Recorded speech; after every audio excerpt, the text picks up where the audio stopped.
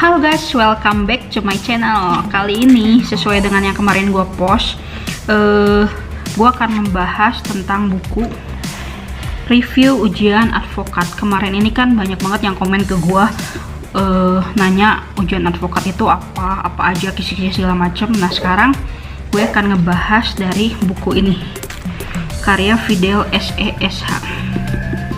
Ya, jadi ini hanya kisi-kisi. Jadi intinya kalau kalian mau berhasil, kata gue sih kalian beli beberapa buku seperti ini agar banyak referensi masuk, sehingga ya ada lah pasti 1, 2 yang keluar, 1, 2, 3, 4 yang keluar di ujian advokat. Karena gue juga yang waktu ujian advokat yang kedua lulus itu, gue tuh baca-baca dari buku yang dikasih sama bos gue.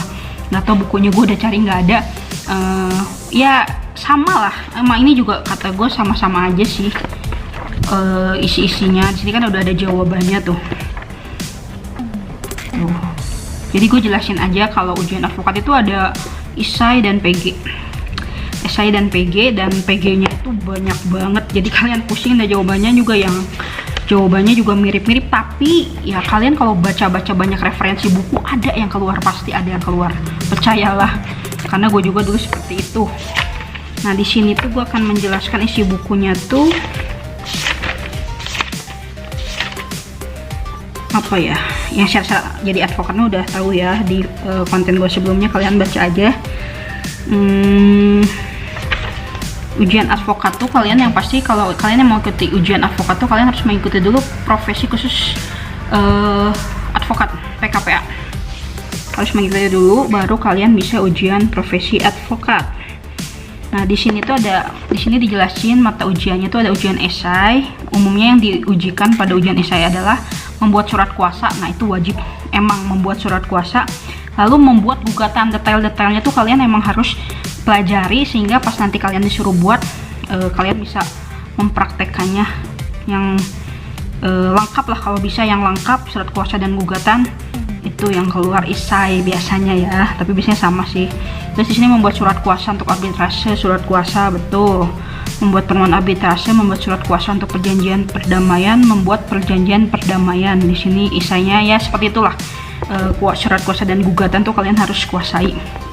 Lalu yang kedua ujian pilihan berganda. Itu di sini ada materi-materinya tuh ada peran dan fungsi advokat Indonesia, kode etik advokat, lalu hukum acara perdata, hukum acara pidana, hukum acara peradilan agama, dan hukum acara perselisihan perburuhan, dan hukum acara tata usaha negara. Hal itu yang perlu kalian kuasai sih.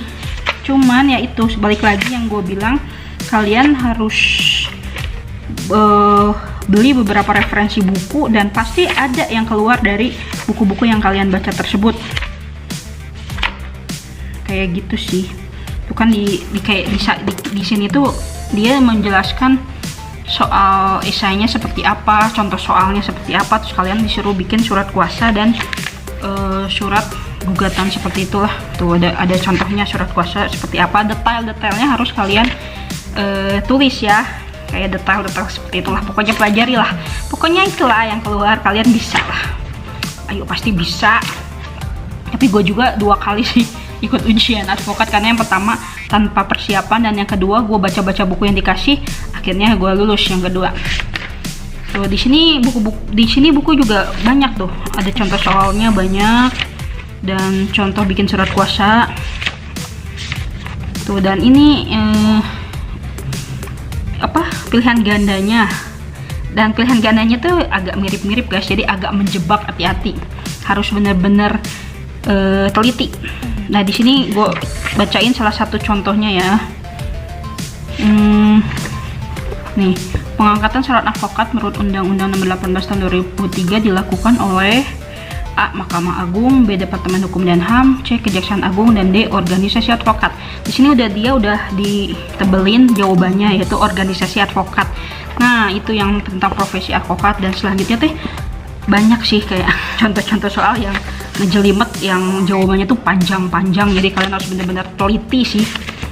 Ya kayak gitulah, pokoknya gue saranin mau kalian beli beberapa referensi buku tentang ujian advokat seperti ini, dan pasti ada beberapa yang keluar, gue yakin. Dan isainya juga kalian harus teliti sampai detail-detailnya, kalian harus teliti biar ya ada nilai plus lah, nilai lebih untuk isai kalian. Jadi kayak gitu sih.